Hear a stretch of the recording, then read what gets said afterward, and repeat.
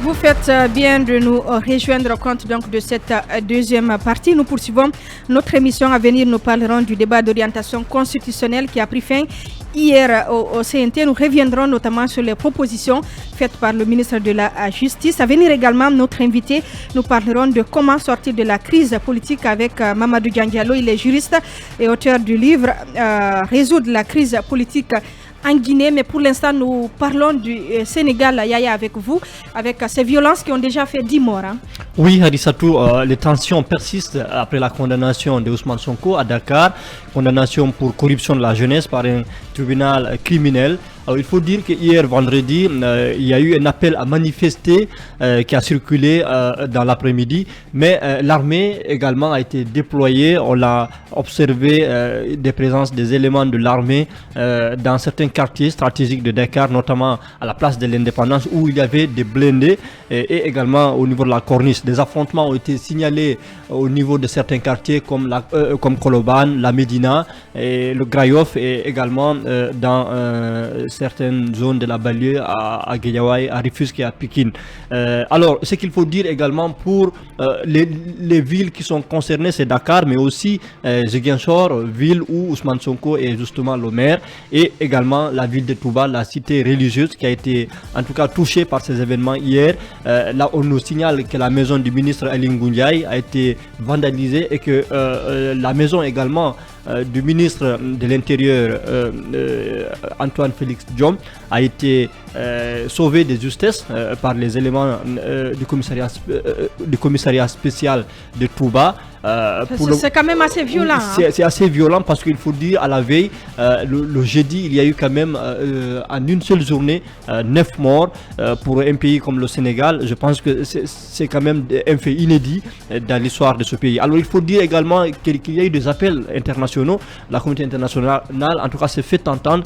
Antonio Guterres a condamné la violence et a exhorté tous les acteurs à la retenue. La France, quant à elle, s'est dit extrêmement préoccupée. Paris appelle même si Macky Sall c'est un peu le chouchou. Vous savez, vu les relations séculaires entre la France et le Sénégal, donc la France traite avec tout président élu au Sénégal. Elle est également en contact avec des acteurs de l'opposition et même la rébellion en Casamance. Donc c'est un peu ça la France au Sénégal. Alors Paris a appelé à cesser les violences et à résoudre cette crise dans le respect de la longue tradition démocratique du Sénégal. La CEDEAO qui a fait part de son inquiétude a appelé toutes les parties à préserver la réputation louable du pays en tant que bastion de la paix. Alors la question aujourd'hui qui reste posée, c'est la question du troisième mandat qui est en tout cas associée à tort ou à raison à cette crise-là. On accuse le président Macky Sall de garder le flou par rapport à sa troisième candidature. Si oui ou non il sera candidat. Alors le président l'a dit récemment à l'ouverture du dialogue national. Il dit ce qu'il n'accepte pas, c'est à ce que l'opposition l'impose son agenda. Il dit il nous reste encore 8 mois qui nous séparent de la présidentielle, c'est en février prochain, donc qu'il est dans son mandat légal, donc il n'a pas à recevoir des injonctions de la part de ses opposants et il est même allé jusqu'à dire que si on lui demande gentiment, il pourrait en tout cas renoncer ou se prononcer, mais c'est pas sur la pression qu'il va quand même devoir se prononcer. Donc aujourd'hui il y a une surenchère politique malheureusement qui débouche sur des violences sur le terrain. C'est assez dommage pour le Sénégal, mais je crois et je continue à croire que le Sénégal a suffisamment de ressorts internes, moraux, en tout cas religieux et à bien des égards également politiques pour pouvoir dépasser ces événements. Aujourd'hui, hier, déjà, c'est un seul mort qu'on a signalé pour l'instant. Je pense que l'accalmie est en train de revenir. La situation est sous contrôle depuis qu'on a fait appel à l'armée. J'espère que, en tout cas, cette accalmie va se renforcer, sera pérenne.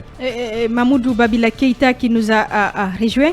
Bonjour et bienvenue. Bonjour Hadissatou, bonjour aux autres et à tous ceux qui nous pratiquent dans les 4 coins du pays. Alors, il disait tout à l'heure, ce n'est pas une belle image que Dakar renvoie au monde en ce moment. La connexion Internet notamment a été restreinte. On a reçu cette alerte hier de notre DDR Bassekou qui est du côté de Dakar et qui disait qu'il est bloqué sur les îles et tout.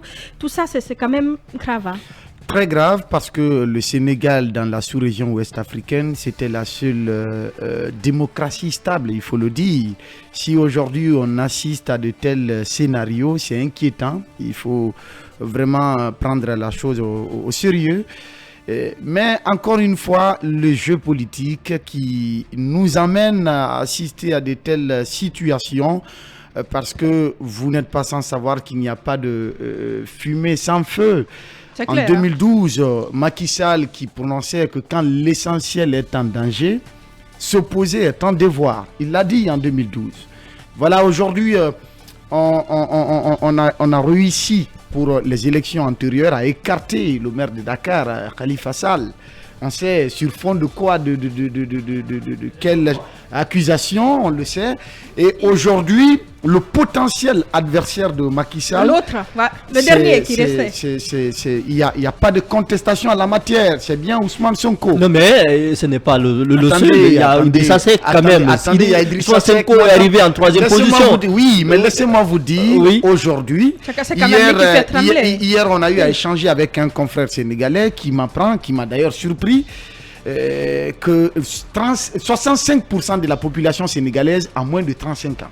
J'ai été très surpris d'entendre cela.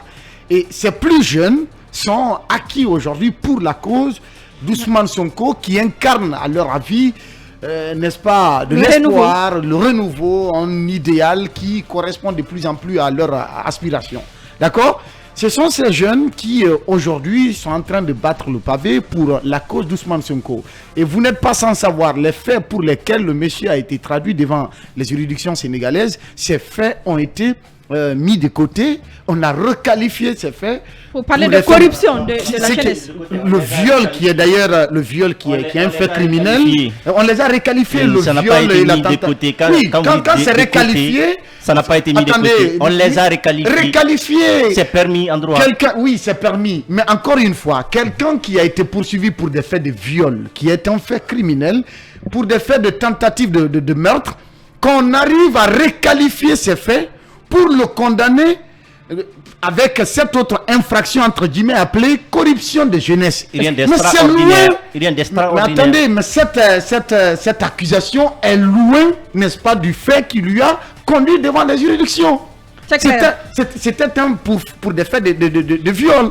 Le viol, puisqu'ils ont peiné à prouver, n'est-ce pas, cette accusation, il fallait requalifier parce que tout simplement, comme on aime à le dire, cette assertion populaire que quand on veut abattre son chien, on l'accuse de rage, n'est-ce pas? Et donc finalement, il fallait trouver un moyen pour l'accabler, pour le condamner. Et cette condamnation très lourde, d'ailleurs 2 ans de prison ferme, alors qu'on sait que la présidentielle c'est à quelques 8 mois. Donc c'est c'est clairement une élimination. C'est qui de facto éliminait, n'est-ce pas, Ousmane Sonko de la course.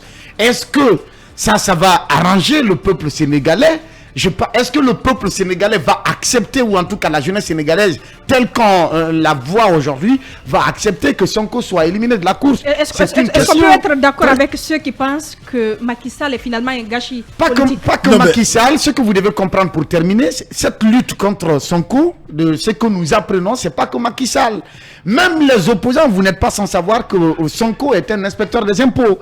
Il a beaucoup de dossiers sur la plupart, n'est-ce pas, des gros bonnets de la scène politique sénégalaise. Eh bien, les grands leaders opposés aujourd'hui au régime de Macky Sall s'entendent bien avec Macky Sall, une alliance circonstancielle pour tenter de d'évincer Sonko afin vraiment de débrayer, une manière pour eux de débrayer le chemin pour aller justement vers leur objectif. Mais moi, ce que je peux dire, le pays, le Teranga, il faut bien que les gens quand même comprennent que le Sénégal, depuis plusieurs années, nous on regarde le Sénégal comme un pays de paix, de stabilité. Mais ces dernières années, on a peur.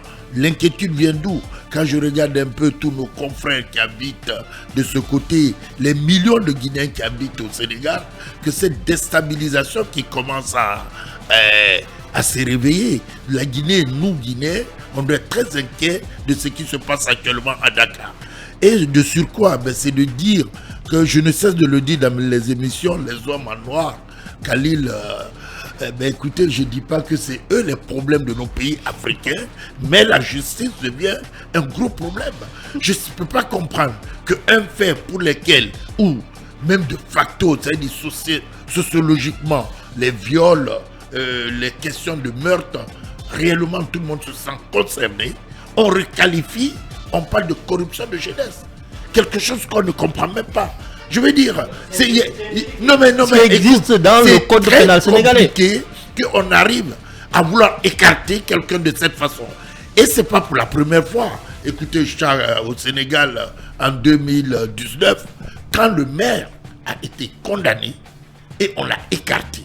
Cette fois-ci, le potentiel challenger pour les présidentielles, si on doit encore vouloir le disqualifier de cette façon, il y a un problème. Mais de surcroît, il faut bien qu'on comprenne que la démocratie doit avoir ses instruments et ces instruments doivent être en harmonie avec les questions sociales et que les gens doivent comprendre réellement ce qui se passe. En quelques minutes, vous allez faire court, cette fois. Oui, je vais faire court. Je ne comprends pas pourquoi personne ne parle des faits reprochés à Sonko. Pourtant, c'est très important. Est-ce que quand on est une personnalité politique, ça veut dire qu'on est exempté de la justice? Moi, je dis non. C'est une arrestation politique. Il reste à savoir. Il reste à savoir. Non, moi, je pense objectivement.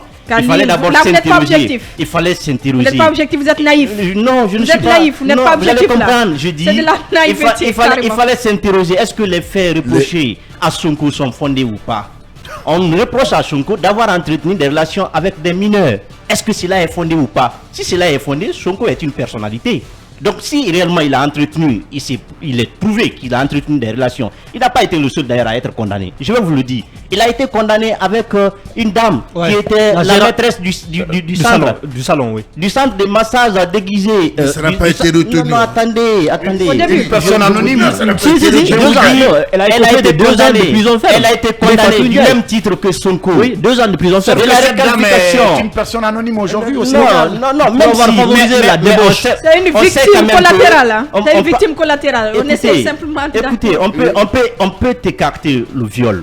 On dit les éléments du viol ne sont pas réunis, donc on ne peut pas condamner pour le viol. Mais il y a une autre infraction. C'est l'atteinte aux bonnes mœurs. C'est ça. C'est ce qui a été retenu.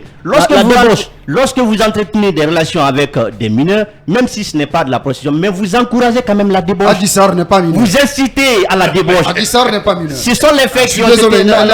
Attendez. Elle n'est pas mineure, Adissar. C'est la victime. On a parlé de corruption de jeunesse. Il faut dire la supposée victime. Non, moi, je peux vous conter l'histoire. Aujourd'hui, il y a des mœurs au Sénégal. Il y a des mœurs au Sénégal. Quand vous arrivez Cali, aujourd'hui, il y a des mœurs au Sénégal que peut-être nous, en Guinée, il y a des pratiques que nous ne connaissons pas. À ce niveau, quand vous allez, aujourd'hui, il y a plein de... Je vous ai écouté, laissez-moi quand même... Laissez-moi aller vous les gens sont libres d'y aller ou pas. Je vous dis, la question des viols, ça peut forcément ne pas être mineur. Mais on peut dire, par exemple, des enfants de moins de 21 ans, des enfants de moins de 22 ans. De toute façon, ça a été écarté, Khalil. Non, ça n'a pas été écarté, c'est ce qui a été retenu contre lui. Maintenant, on parle de la requalification. La requalification, ça peut partir de l'OPJ jusqu'au jugement dernier. Ce qui veut dire même l'OPJ peut donner une qualification qui peut ne pas être retenue par le procureur de la République. Le procureur de la République peut donner une qualification qui ne peut pas être retenue par le juge d'instruction. Le juge d'instruction peut faire pour lui, il ne peut pas être retenu par le juge du fond. Et le juge du fond peut le faire. Au niveau de la cour d'appel, on peut encore requalifier les faits. Donc les faits peuvent être requalifiés en plusieurs manières. On ne peut pas se fonder sur ça pour dire que c'était viol. Donc si ce sont d'autres faits, c'est le juge qui sait quels sont les éléments qui sont réunis et ça correspond à quelle infraction. Si ça correspond au fait d'incitation, la justice africaine. Et puis moi, je pense que... Pour clôturer. Je pense quand même qu'il faut vraiment voir les choses claires. Qu'est-ce qu'on reproche aujourd'hui à Macky Sall? C'est le 3e mandat. Le 3e mandat n'est pas interdit. Ce qui est interdit, je l'ai dit, je le redis, c'est la violation de la loi. Mais Macky Sall s'est opposé au 3e mandat en Guinée. On le sait. Non. Il s'est opposé à la violation de la Constitution qu'a entreprise l'ancien président Alpha Condé.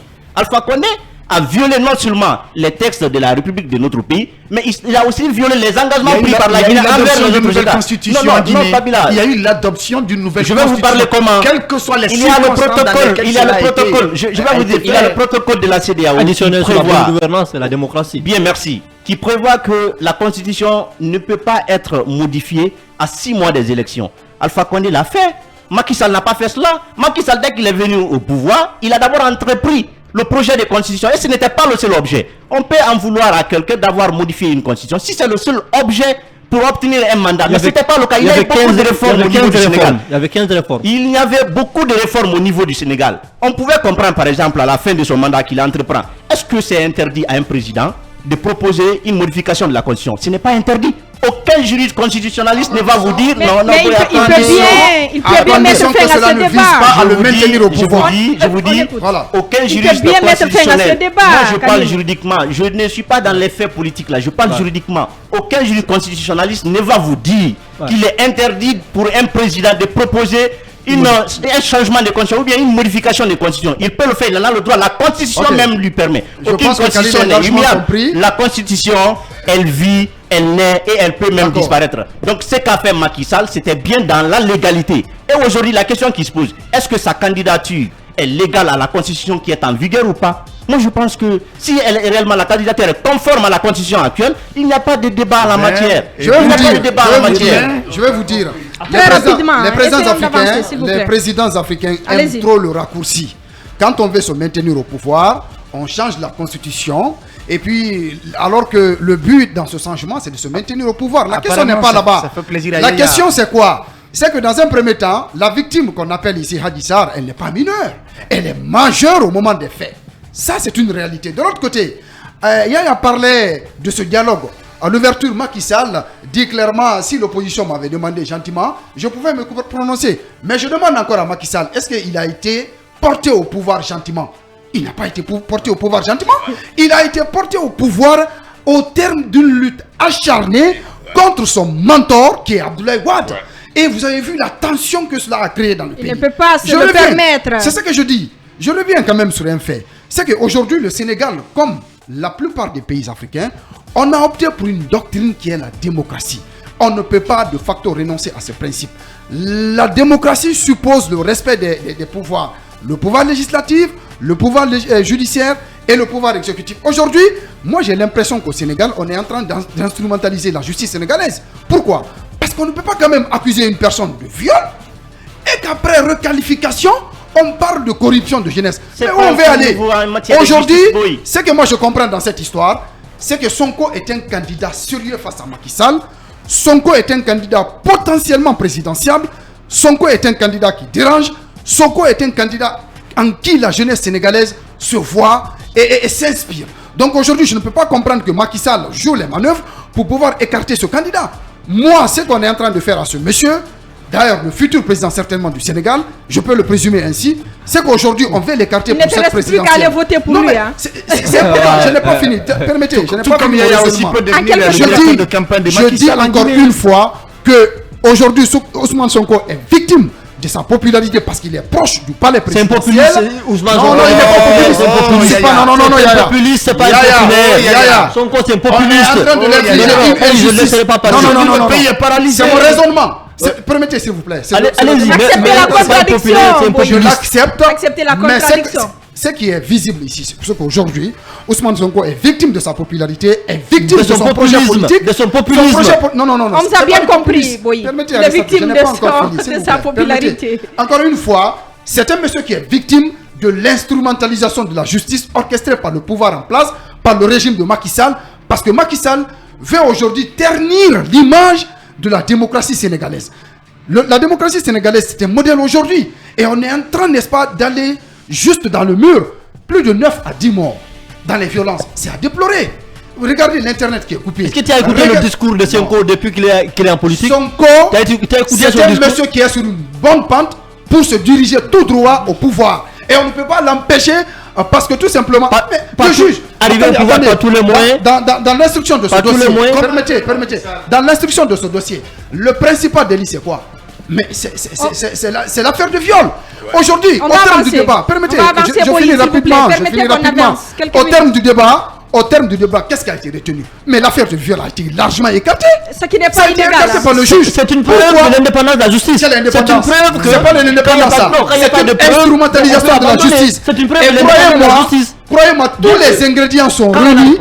Tous les ingrédients sont réunis pour porter Ousmane Sonko demain au pouvoir au Sénégal. Parce que Macky Sall, à travers sa stratégie, est en train de donner vraiment du tonus, est en train de donner de la force à Ousmane Sonko. Et vous verrez que l'histoire est têtue encore une fois. Si Macky Sall ne tire pas les leçons du passé, il s'entête lui aussi à briguer un mandat de trop, eh bien l'histoire va le rattraper par rapport à ces questions de troisième mandat. Il faut pas oublier, faut pas oublier, on a suivi le cas de Dominique Strauss-Kahn, on a suivi le cas de Fillon, on a suivi le cas de qui d'autre encore. Ça s'est passé tellement de fois. En fin de compte, moi je pose la question, le troisième mandat, ça devient une nécessité en Côte d'Ivoire. Au Sénégal, ça devient un droit pour Macky Sall. Et en Guinée, ça a été un crime. En fin de compte, qu'est-ce que nous voulons même Quand même. Alors il faut bien poser la question. Non, Khalil, les situations sont différentes. Je ne vous donne pas la parole. Allez-y, Yaya. Hadisatou, merci. Je voudrais rappeler un certain nombre de choses parce qu'il y a trop de confusion, il y a trop de généralités. Alors, on dit que la justice est manipulée, on cite souvent les cas de Karim, de Khalifa et de Sonko. Alors, je rappelle pour le cas de Karim Wade. Il a été ministre de l'aménagement du territoire, il a été ministre de la coopération internationale, il a été président de l'ANOCI, l'Agence nationale pour l'organisation de la conférence islamique, où il y avait beaucoup de fonds. Alors, quand on l'a interpellé, mais il fallait justement qu'il rendait compte. Alors, et c'est en ce moment que Macky Sall a lancé la CREI, la Cour de répression des infractions financières. Alors, et lorsque la justice a fait son travail, mais tout le monde était d'accord, même lui, il avait reconnu qu'il y avait eu des détournements. Et à la veille du verdict, je me rappelle encore, j'étais à Dakar, l'ambassadeur de France, à la veille du verdict sur le cas Karim Wade, l'ambassadeur Louis Pagano, il disait, s'il n'y a pas eu condamnation, ça serait vraiment étonnant. Ça serait curieux. L'ambassadeur de France, c'est qui? Oui, un diplomate ne parle pas comme ça. Oui, mais s'il parle, il n'est pas la justice. Alors, je continue pour le cas Khalifa Sall. Khalifa Sall était maire de Dakar. Il a géré la caisse d'avance de Dakar. Et dans cette caisse, il y avait des fonds importants. Il a touché à ces fonds-là sans une justification, sans en tout cas respecter la procédure de ces fonds-là. On parle d'Ousmane Sonko. On ne parle pas de Khalifa Sall. La justice sénégalaise est instrumentalisée. Et aujourd'hui, le problème, c'est que Ousmane Sonko est potentiellement candidat. Laissez-moi terminer. On va poser la question. Combien de proches de Macky Sall ont été cités aussi dans le dossier de malversation? Qu'est-ce qu'on en a fait? Alors, Khalifa Sall dit qu'effectivement, il a touché à ce fonds parce que tout simplement, tous les maires qui lui ont précédé à la mairie le touché, en tout cas, prenaient ce fonds-là. Est-ce que c'est une raison, c'est un justificatif? Parce que Macky avait battu campagne quand même sur la transparence et il ne fallait pas quand même laisser continuer les anciennes pratiques.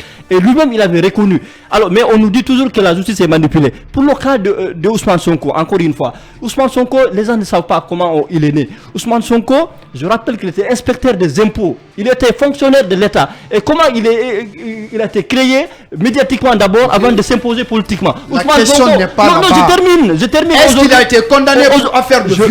Non, d'abord. Vous n'êtes pas là pour poser la question. C'est la justice qui a rendu cette décision, ce n'est pas moi. Moi, c'était au cœur, c'était à Dakar, j'ai couvert. Peu importe la localité ou la zone où vous étiez, la justice sénégalaise n'a pas retenu le cas de viol. C'est la vérité. Je vous dis comment Sonko est arrivé en politique, comment il s'est lancé. Alors, laisse-moi, c'est important parce que ici, il y a trop de généralités. Il faut quand même qu'on rappelle des faits importants qui renseignent sur le personnage. Qui est-il? Il était inspecteur des impôts, un poste très stratégique au Sénégal. Alors, il utilisait sa position administrative pour donner des informations sur le fonctionnement de l'État qu'il a envoyé aux médias, qu'il a envoyé aux politiques pour attaquer le régime. Et ça, on lui a rappelé plusieurs fois. Mais écoutez, M. Ousmane Sonko, les fonctionnaires sont soumis à un devoir de réserve. Il s'en moquait, il ne respectait rien. Et après, il a continué comme ça jusqu'à ce que le président a pris un décret pour le radier de la fonction publique. La haine a commencé là. Il a commencé à se lancer en politique et à attaquer Macky. Et je rappelle, dans cette histoire de Adissa, il a dit, entre Macky et moi, quelqu'un va tuer l'autre. Sonko, depuis qu'il est venu, c'est de la surenchère, c'est des injures. Non, c'est des injures, c'est de l'insolence. Je pense que cette démarche politique n'est pas payante. C'est du nouveau au Sénégal. Et surtout, je rappelle une fois encore qu'il vient d'une région où il y avait quand même un vieux conflit de pendant plus de 30 ans, la crise en Casamance. Et aujourd'hui, il y a tout. Il y a non, mais c'est important. Tu peux faire l'histoire est importante. Qu'il en fasse autant pour Macky Sall. Le passé de Macky Sall aussi. Aujourd'hui, tu peux nous revenir sur son passé, les circonstances qui l'ont porté au pouvoir. Oui, bien sûr. Macky Sall, aujourd'hui. Aujourd'hui, la Constitution lui permet d'être candidat. Légalement, il n'y a pas de débat. Maintenant, la question, ça sera sur le plan moral et sur le plan politique. On vous a bien compris. On attend l'avis de la Cour constitutionnelle. On attend l'avis de la Cour constitutionnelle. Je le sais, assez objectif le jeune, mais là, je pense qu'il n'aime pas Sonko aussi. Je pense très sincèrement que Macky Sall est une déception. Je pense que moi, je suis déçu et beaucoup de compatriotes guinéens et africains sont déçus de Macky Sall. La pratique d'un autre âge, on pensait cela révolu. Il est vrai que c'est qu'on peut conseiller à des personnes qui souhaitent faire la politique, c'est d'avoir une bonne ligne. Moi, je me souviens d'un prof qu'on a eu à l'université qui nous a enseigné sur la gestion des entreprises, qui disait que quand vous voulez émerger, que ce soit sur le plan politique ou économique, en tout cas, vous voulez avoir une personnalité, vous devez vous méfier de l'alcool, vous devez vous méfier de la femme. C'est clair. Et donc, probablement, Sonko à ce niveau, il est à critiquer, il aurait dû adopter un comportement, surtout qu'il avait déjà cette posture-là. Il savait ce qu'il candidat, voulait. donc il devait se méfier. Je pense que pour ceux qui veulent se lancer, on doit faire attention à cela. Mais au-delà de ça, le plus sérieux, c'est que Macky Sall veut écarter des adversaires. Mais même la semaine dernière, je rappelais ça, depuis ce cas de viol-là, sincèrement, vous pensez qu'il n'y a pas eu d'autres cas de viol au Sénégal, à Dakar?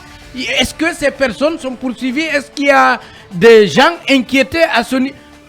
On parle de 10 morts. C'est de la mauvaise foi de dire qu'il n'y a pas une touche politique. Mais, après la condamnation, il y a combien de personnes? On parle de 10 morts. Je suis d'accord que le viol est un crime, mais le tribunal constate qu'il n'y a pas eu de viol puisqu'il n'a pas été condamné pour cela. Et le détournement de mineurs dont on parle, entre ce délit, puisque ce n'est pas un crime, et la mort d'une seule personne, d'un seul Sénégalais, qu'est-ce qu'il fallait préserver? C'est-à-dire que s'il a commis un délit, non, permettez Yaya, s'il vous plaît, j'ai pas voulu perturber vos raisonnements, je souhaite qu'on me retourne cela. Il est vraiment très sage ce matin. Je voudrais très sincèrement qu'on reconnaisse que Karim Ouad comment il s'appelle, Khalifa Sall ont été écartés, et c'est sur la même lancée que Macky veut se débarrasser d'Ousmane Sonko. Si par exemple son troisième mandat, il est vrai, il ne devait pas le faire pour être démocrate, pour respecter son combat face à Wade, son comportement face au professeur Alpha Condé. Aujourd'hui, moi j'ai écouté le message d'un ancien RPGiste qui condamne Macky Sall. Je pense qu'il y a beaucoup de Guinéens aujourd'hui qui se délectent sur les misères de Macky aujourd'hui, parce que on sait ce qu'il disait ou le comportement qu'il adoptait. Aujourd'hui, il fait tout le contraire. Et je pense que s'il ne visait pas à écarter ses adversaires, s'il laissait Sonko, il laissait Karim Ouad, il laissait Khalifa Sall, il aurait pu se présenter comme Ouad l'a fait, mais on l'aurait battu. On l'aurait battu aux élections. Mais non seulement il veut briguer un troisième. Est-ce que vous vous rendez compte que Macky se comporte plus méchamment que le professeur Alpha Condé? Parce que le professeur Alpha Condé n'a interdit. Non mais attendez. C'est vous qui êtes méchant. Mais attendez. Alpha Condé n'a interdit. Alpha Condé n'a interdit à personne. On voit aujourd'hui les dossiers Erguiné remonter, l'achat d'un groupe électrogène contre Sidia Touré ou d'autres dossiers qu'on sort contre des adversaires. Alpha Condé avait ça, mais il n'a pas essayé d'empêcher quelqu'un. Aujourd'hui, Macky Sall, non seulement il veut briguer un troisième mandat, mais il empêche ses adversaires aussi d'aller. On sait que s'il va avec Sonko et tous les adversaires, il va être battu. Mais je voudrais terminer, puisque vous me mettez la pression, en rappelant une image, puisque nous observons tous ce qui se passe. On a vu les vidéos de ces violences-là qui sont à condamner, très sincèrement. Mais rappelez quand même qu'on voit des gendarmes sénégalais, des policiers sénégalais se battre avec des manifestants, mais qui ne visent pas pour tirer à bout portant, comme ça se fait régulièrement sur l'axe. je pense que c'est à rappeler pour dire aux Guinéens qu'on doit aussi faire attention, respecter même dans l'adversité, respecter les autres et faire attention en réprimant les manifestations. Je pense que de ce point de vue, c'est une leçon. On a vu même l'armée déployée. Je pense que les dégâts par rapport aux manifestants, en tout cas, ce sont les manifestants qui sont en train de commettre des dégâts et non forcément les agents. En tout cas, moi, les vidéos que j'ai eu à visionner. Et Doyen Dian qui est à l'écoute et qui nous informe qu'il y a déjà 11 morts. Malheureusement, l'émission continue.